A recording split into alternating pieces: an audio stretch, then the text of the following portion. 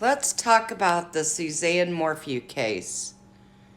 I'm going to give a little rundown just in case somebody's watching that hasn't followed this. She went missing on May 10th, 2020, Mother's Day. So sad. When she went missing, her husband was supposedly 3 hours away at a construction site where he had called in a crew at the very last minute to help him complete a project that was pretty surprising to everybody he works with because it was so spur of the moment. So when his wife goes missing on Mother's Day, he is supposedly 3 hours away. The neighbor is the one that reported her missing. I think her daughters were calling and couldn't get a hold of her. Her daughters were out of town when this happened.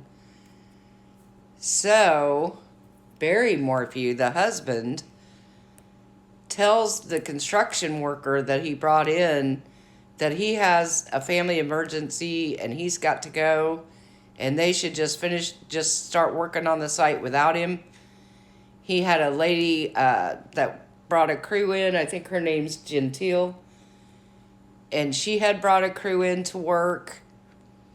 So then he calls her and says, my wife's missing. I think she might have been eaten by a mountain lion. Just the oddest story ever. Now, I know this is rural Colorado, but I don't think mountain lions eating people is a real common thing. That's kind of out there. To me, that's the first red flag. Well, the first red flag is him getting this group of construction people together at the last minute for some big job that I guess he had to repair a previous job and he had put this off for a year or something. So that's the first flag. Then the second flag would be him telling people that his wife might have gotten eaten by a mountain lion. That's very curious, very odd. The other thing was the one of the construction workers that used the hotel room that Barry was in said the entire room reeked of bleach. He said that's all you could smell. It was overpowering. And he said Barry's had wet towels, I guess, on the floor where he had taken a shower there. Then it gets weird because then they'd have no tools to work to do the construction that they were all called there to do.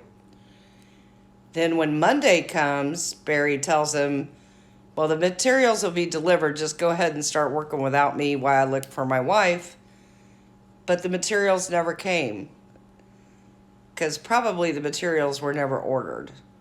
That's my guess. I guess a few days later, now the story is that she went on a bike ride by herself and disappeared into thin air. They did find her bike. But you can't find a lot of information on it, but Barry says that the police messed up the crime scene where the bike was. Now, there's been a lot of talk about a blue helmet. Did the police find a blue helmet or no? We're not sure. Nobody knows for sure yet. Because, of course, the police are going to hold all this information close to the vest because they don't want to give Barry anything. But oddly, he went and was looking through a dumpster at a grocery store and then writes on the back of a receipt to a cashier there that he's looking for a blue bike helmet, biking clothes. Very odd message because instead of saying, I'm looking for my wife, she's 5'10", she's blonde hair, blue-eyed, he's instead is describing things that he's looking for instead of his wife. So many people think he was looking for that blue helmet in the dumpster and that the police have found it.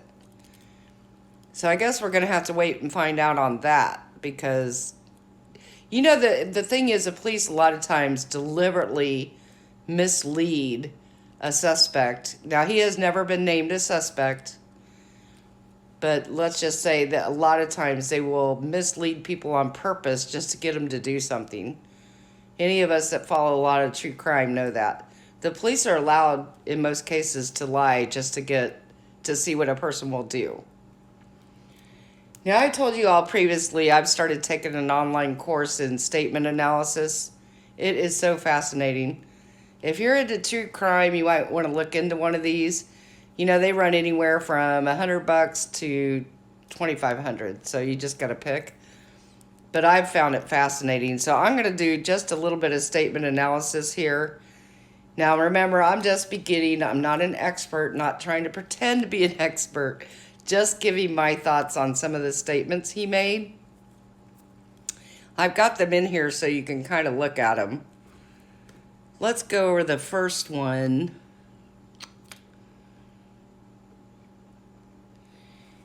This one I'm going to read out loud first. I was confused and I just found out my wife was missing, and I was a little bit not in my right mind when they were asking me these questions, but I did the best I could and I answered everything. I never once declined any interview. So here's what sticks out hugely in this statement. He uses I 7 times. 7 times. And he uses it 3 times after the word and, which makes it even more important when they say I after and, because most people don't talk that way. There's no reason to say and. Can you guys see that in the statement? So let's just say if we took out the ands, I was confused. I just found out my wife was missing. I was a little bit not in my right mind. Now, see, that sounds much more natural, right? But instead, he adds in all these ands. So when they do that, it shows that the person is very tense, very nervous.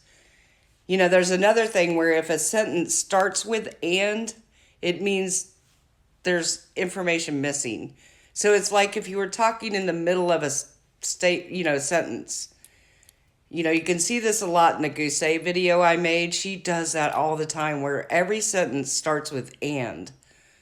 So it's like she starts talking in the middle of her thoughts. So you know there's information missing.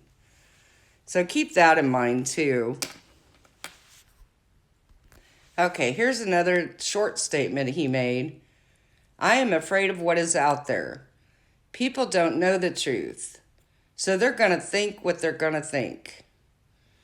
Okay, the first thing you learn in statement analysis is you always believe what the person tells you. This is how people accidentally confess in a confession without meaning to. So we're always going to believe what he says.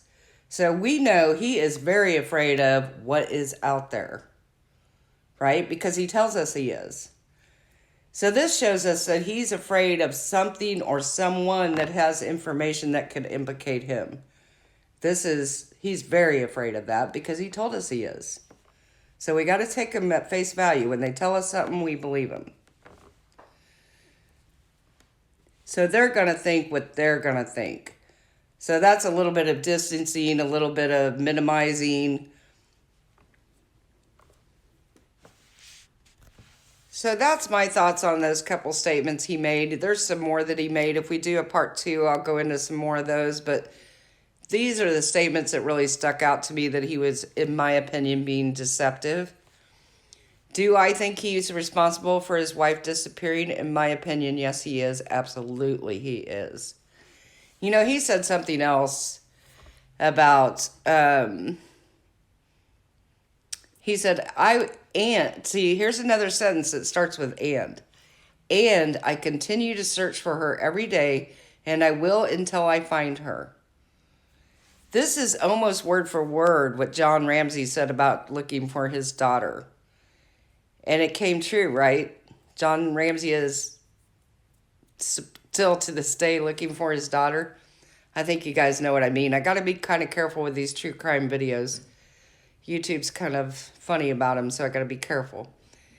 So that really stuck out to me, that was so similar to what John Ramsey said, because they know that they're not going to be found, right? So they're going to continue looking forever, every day.